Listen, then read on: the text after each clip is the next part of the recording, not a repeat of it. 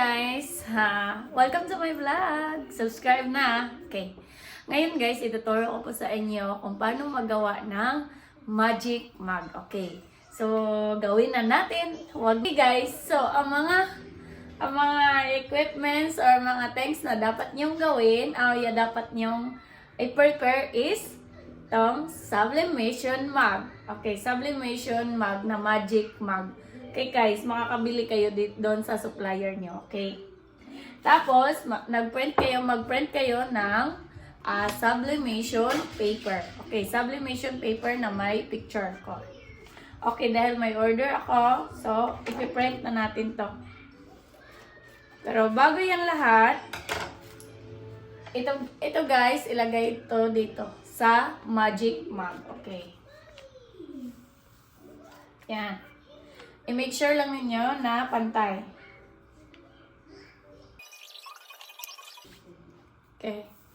So, ayan na guys. Ito na yung yung magic mug na ipaprint natin.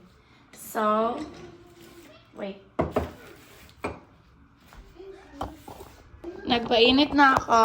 Ito, kailangan lang natin i-heat press.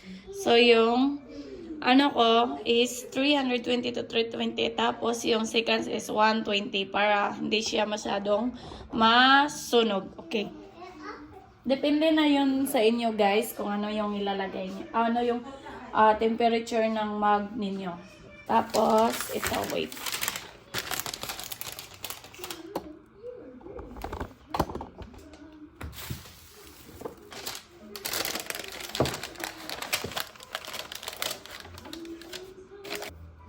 Okay, yan na guys.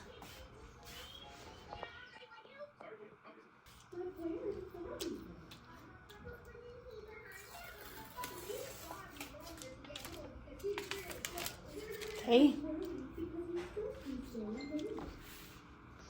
So, ayan na guys. Di ba ang ganda? Magic. Okay. Paglalamig yan siya guys. Paglalamig ito guys, magbablock siya. Okay? Di ba ang ganda? Super nice. Wow! Magic!